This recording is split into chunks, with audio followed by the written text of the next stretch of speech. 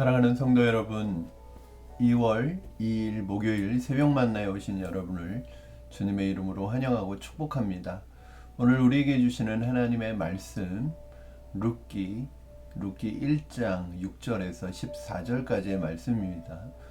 룻기 1장 6절에서 14절까지의 말씀 제가 봉독하겠습니다.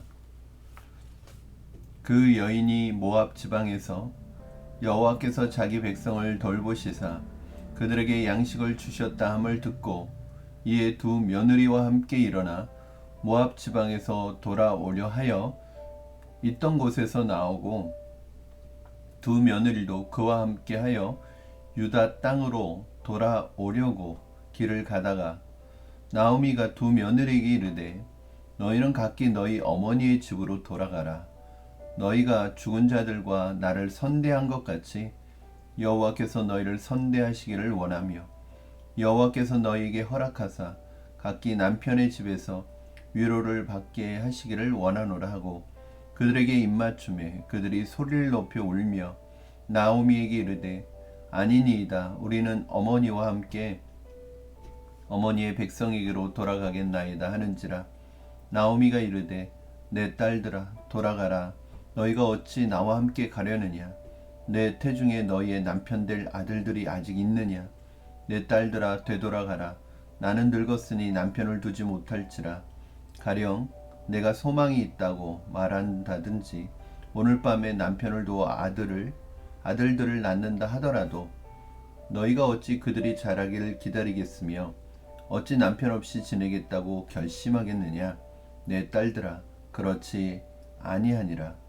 여호와의 손이 나를 치셨으므로 나는 너희로 말미암아 더욱 마음이 아프도다 하매 그들이 소리를 높여 다시 울더니 오르바는 그의 시어머니에게 입맞추되 룻은 그를 붙쫓았더라. 아멘. 여러분 가장 어두운 시대를 살고 있다고 해도 모든 것이 끝난 것은 아닙니다. 그만큼 어두운 시대에도 우리가 기대할 수 있는 소망은 있지요. 그런 말이 있지 않습니까? 새벽이 오기 전이 가장 어둡다고. 다른 말로 하면 가장 어둡다는 것은 바로 이제 새벽이 곧 올 수 있다는 희망을 가질 수 있는 것이 아니겠습니까? 특별히 중요한 것은 극심한 어둠 속에서도 두 가지만 있다면 그래도 소망이 있습니다. 그 중에 하나는 가장 중요한 것이겠죠. 바로 하나님의 일하심입니다. 하나님의 신실하심, 약속의 백성을 향한 하나님의 신실하심입니다. 그리고 그 하나님의 일하심과 신실하심, 그리고 그 하나님을 끝까지 믿음으로 붙드는 그 사람들이 있다면 하나님의 사람이 있다면 우리가 희망이 있는 것이죠. 사실은 사람이 희망이라고 말할 때 그냥 사람 자체가 희망은 아닙니다. 왜냐하면 사람은 오히려 희망보다는 절망을 주기가 더 쉽죠. 사람은 사람들에게 희망을 줄 수 있는 존재가 되지 못합니다. 사람은 한계가 있습니다. 그냥 사람은 소망이 아니라 절망이죠. 그러나 우리가 어떤 단서를 붙일 수 있냐면 하나님을 믿음으로 붙드는 사람이 있다면 그것은 그래도 소망이 있는 것입니다. 여러분의 상황과 환경이 아무리 어렵다 할지라도 여러분이 믿음으로 하나님을 붙든다면 하나님께로 돌이킨다면 그것은 바로 소망이 있는 것이죠. 오늘 본문은 어두운 사사시대의 암울한 이야기로 시작되었던 1장의 말씀, 그 암울한 분위기 속에서도 새로운 희망이 시작되고 있다는 것을 엿볼 수 있는 본문이라고 할 수 있습니다. 오늘 본문에서 저는 두 가지 희망을 볼 수 있습니다. 첫 번째는 하나님에 대한 희망이죠. 하나님이 일하고 계시다고 말씀하고 있습니다. 6절입니다. 그 여인이 모압 지방에서 여호와께서 자기 백성을 돌보시사 그들에게 양식을 주셨다함을 듣고 그 여인이 모압 지방에서 나오미를 얘기하는 거겠죠. 나오미에게 어느 날 모압 지방에 있는 나오미에게 한 가지 소식이 들렸어요. 여호와께서 자기 백성을 돌보시사 그들에게 양식을 주셨다는 소식이 들렸습니다.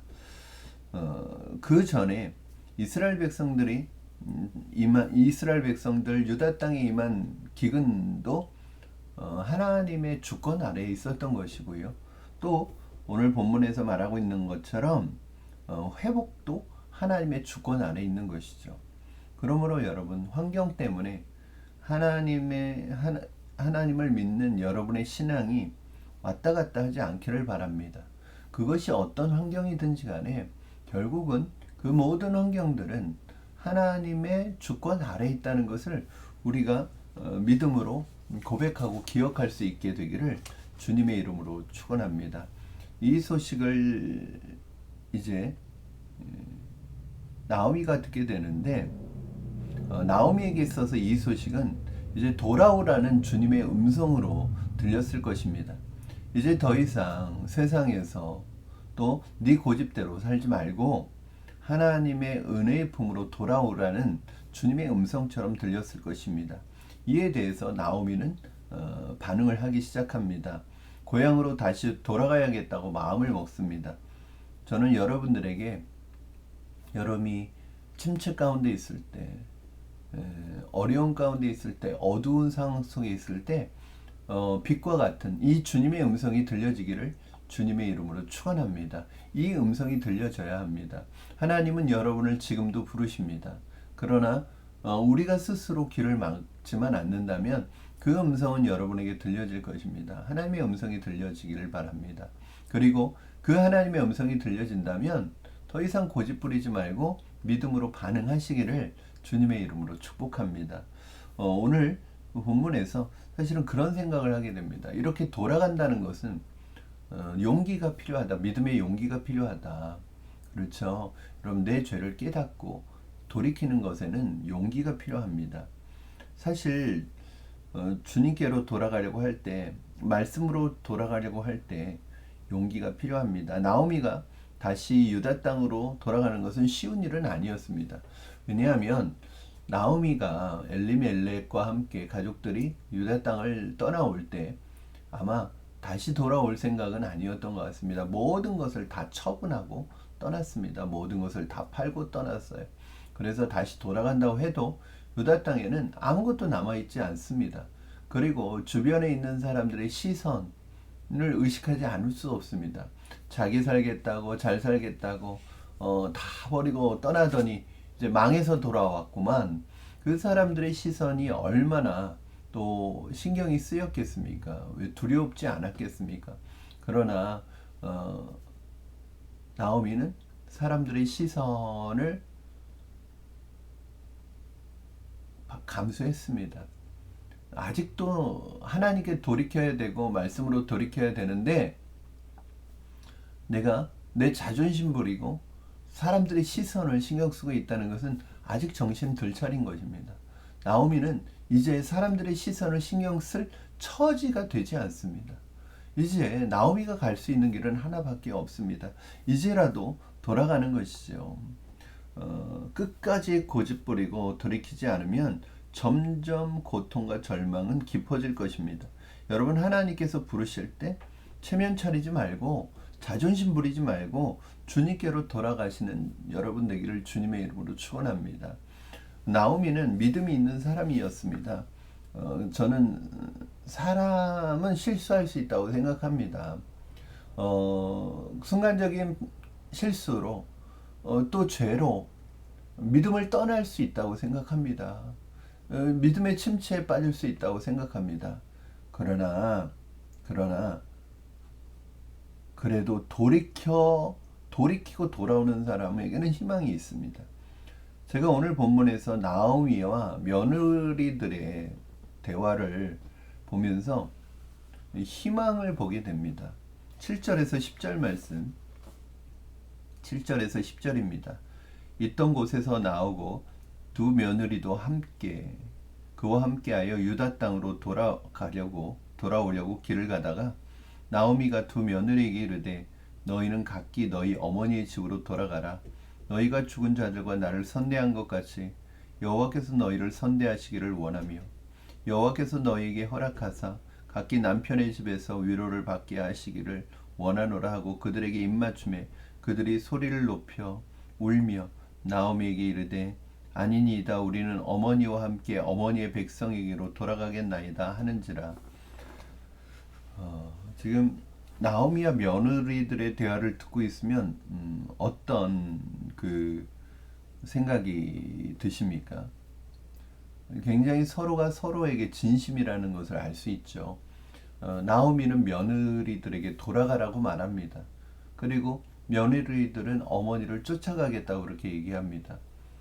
왜 나오미는 며느리들이 모압으로 돌아가기를 원했을까요?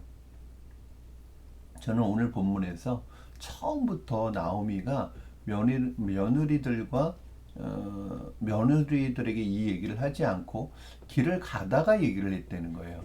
그럼 무슨 말이에요? 사실은 이미 이 나오미와 며느리들 사이에는 끊을 수 없는 서로 간에 사랑하고 신뢰하는 마음으로 하나가 돼 있는 거죠. 그러니까 이런 말을 할 수조차도 없었던 거죠. 당연히 하나였고 한 가족이었고 그렇게 신뢰와 관계로 얽혀 있었기 때문에 당연히 같이 가야 된다고 생각해서 일단 출발은 했던 것 같습니다. 그러나 길을 가다가 아무리 생각해도 나오미에게 있어서 며느리들을 위한 진정한 길은 무엇일까라고 생각을 해보았을 것 같아요. 그러나 며느리들이 남편이 없는 며느리들이 그것도 이방 땅 나오미는 그래도 자기의 고향이기라도 할 텐데 이 남편이 없는데 거기에다가 이방 땅에 와서 이 두 며느리가 겪어야 될 일들을 생각할 때 오히려 며느리들이 고향에 남아서 모압에 남아서 새로 결혼을 해서 남편의 보호 아래 살아가기를 진심으로 원했던 것 같습니다. 또 며느리들 입장에서는 어머니가 그동안 보여주었던 사랑과 신뢰를 떠날 수 없는 것이죠. 그래서 어머니를 따라가겠다고 말합니다. 오늘 본문에서 말하는 것처럼 울면서 얘기를 해요. 이것은 무엇이냐면 진심입니다. 며느리들이 그냥 한번 사양해 보는 게 아니에요. 정말 어머니와 함께 어머니의 백성에게로 돌아가겠다고 그렇게 이야기해요. 당연히 어렵고 힘든 길입니다. 그럼에도 불구하고 어머니를 따라가겠다는 것이죠. 저는 여기에서 희망을 봅니다. 우리가 사람에 대해서 서로에게 어떻게 대해야 되는지 보게 됩니다. 나오미가 영적으로 침체되었기는 하지만 그는 믿음의 사람이었습니다. 그렇기 때문에 며느리들을 사랑으로 대했습니다. 며느리들은 시어머니를 통해 하나님을 보고 있었습니다. 서로가 서로에게 두 며느리와 이 나오미를 보면 어떤 마음이냐면 서로가 서로에게 미안한 마음이 있고 또 고마운 마음을 동시에 갖는 것 같아요. 나오미의 입장에선 며느리들이 아들이 죽는 바람에 홀로 일찍 과부가 된 것에 대해서 미안한 마음이 있고 그럼에도 불구하고 그 남편을 잃어버렸지만 그 시어머니를 선대하는 그 모습을 통해서 고마워합니다. 또 며느리들은 또 어머니를 고마워해요. 왜? 어머니에게 얼마나 많은 사랑과 그러한 배려와 그런 마음을 받았겠어요. 사랑을 받았겠어요. 그렇기 때문에 그것 때문에 이렇게 어머니를 따라가려고 하죠. 나오미가 며느리들을 얼마나 사랑했는지를 알 수 있는 대목이 있어요, 여러분. 어떤 마음으로 며느리들을 대했는지 알 수 있는 대목이 11절부터 13절입니다. 나오미가 이르되 내 딸들아 돌아가라. 너희가 어찌 나와 함께 가려느냐. 내 태중에 너희의 남편 될 아들들이 아직 있느냐. 내 딸들아 되돌아가라. 나는 늙었으니 남편을 두지 못할지라. 가령 내가 소망이 있다 말한다든지 오늘 밤에 남편을 두어 아들들을 낳는다 하더라도 너희가 어찌 그들이 자라기를 기다리겠으며 어찌 남편 없이 지내겠다고 결심하겠느냐. 내 딸들아 그렇지 아니하니라.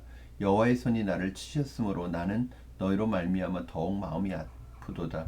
이 세 그 절 사이에 그 며느리들을 어떻게 부르고 있냐면 내 딸들아라는 그 호칭이 3번이나 나옵니다. 그러니까 내 딸들이라고 그렇게 호칭을 하는 거예요.